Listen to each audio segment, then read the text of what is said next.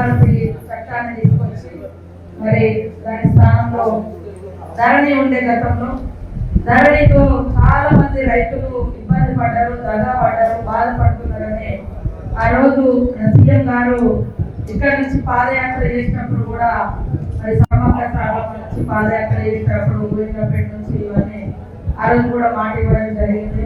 ఇచ్చిన మాట ప్రకారం మరి రెవెన్యూ శాఖ మంత్రి గారు కోగిలేటి శ్రీనివాస్ రెడ్డి అన్న గారు ఈరోజు స్వయంగా మన యొక్క ములుగు జిల్లా నుంచి పైలట్ ప్రాజెక్టు కింద 4 మండలాలు రాష్ట్ర వ్యాప్తంగా భూభారతి చట్టం మొదటి విడతల పైలట్ ప్రాజెక్టు కింద చేస్తే దాంట్లో మన ములుగు జిల్లా నుంచి ఎక్కడాపురం మండలాన్ని మరి పైలట్ ప్రాజెక్ట్ గా ఏర్పాటు చేయడం జరిగింది. మరి ప్రత్యేకంగా ధన్యవాదాలు. ఈ రోజు ఆ రోజు పైలట్ ప్రాజెక్ట్ గా ఓపెన్ చేయడానికి ఎక్కడాపురం రావడం జరిగింది. మళ్ళీ ఈ రోజు పెద్ద ఎత్తున 5,000 ఇళ్ళు రాష్ట్రంలో అత్యధికంగా ఇల్లు ఇచ్చిన నియోజకవర్గంగా మనకే ఏకకాలంలో 5,000 ఇల్లు ఇచ్చి ఈ రోజు ములుగు దగ్గర ఇల్లుల యొక్క కార్యక్రమాన్ని కూడా శంకుస్థాపన చేస్తూ మరి ఈ భూభారతి చట్టం యొక్క ఫలితాలు అదేవిధంగా రైతుల ఆవేదన వినాలని నిన్న మాకు చెప్పడంతో రాత్రి మరి ఇక్కడ కలెక్టర్ గారు ఏర్పాటు చేయడం జరిగింది. ఇక్కడికి తరలివచ్చిన మన శ్రీనివాస్ రెడ్డి అన్న గారికి అదేవిధంగా ఏర్పాటు చేసిన కలెక్టర్ గారికి మన ఎంపీ మాజీ కేంద్ర మంత్రి వర్యులు బలరామన్న గారికి వెంకటరమణ గారికి ఎస్పీ శబరీష్ గారికి ఎల్లారెడ్డి గారు పిఎస్సీ చైర్మన్ గారికి అదేవిధంగా సబ్ కలెక్టర్స్ అదేవిధంగా చైర్మన్ జిల్లాధ్యక్షుడు అశోక్ గారికి మా రైతులకు మా స్థానిక ప్రజలందరికీ పేరు పేరున పత్రికా మీడియా సోదరులకు నమస్కారం. ఈ రోజు కూడా ఎక్కడప్పుడు వాళ్ళు వచ్చి భూభారతిలో పెట్టిన వాటి అన్నింటినీ కూడా మరి క్లియర్ చేసి ఒక 15 మందికి సర్టిఫికెట్లు కూడా ఇవ్వడం జరిగింది. వాళ్ళు చెప్తా ఉన్నారు 2 ఎకరాలు ఉంటే 2 గుంటల భూమి అని ధరణిలో పడింది. పాప వాళ్ళేమో 2 ఎకరాల పట్టా ఉండాలి, మొక్క మీద 2 ఎకరాలు ఉన్నది, 2 ఎకరాలు పట్టా వేయించుకోవాలి, ఏది ధరణిలో రావాలి. 2 ఎకరాలకు 2 గుంటలు వేసారు, మిగతాది వేయలేదు.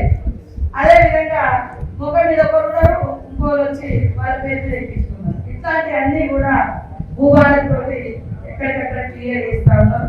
ఇప్పుడు మన వాళ్ళు కూడా కొన్ని సమస్యలు చెప్పారు. తప్పకుండా భూభారతి చట్టం ద్వారా మీకు అందరికీ న్యాయం జరుగుతుంది, ఇబ్బంది కాకుండా.